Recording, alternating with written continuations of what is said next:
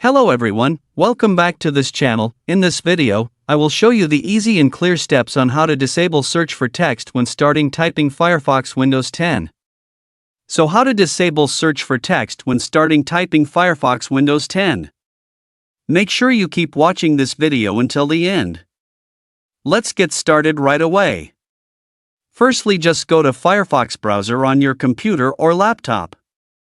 This is the Firefox browser display. Then move the cursor to the top right of the screen.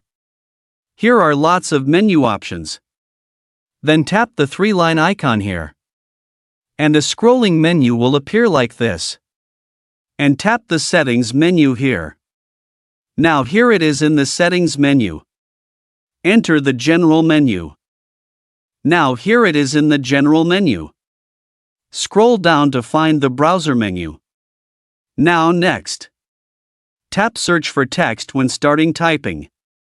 This feature disables automatic search when starting typing in Firefox, so that the text type does not immediately trigger a search on the page. So that's it, the tutorial how to disable search for text when starting typing Firefox Windows 10. Thank you for watching. I hope this video is useful. See you in the next video.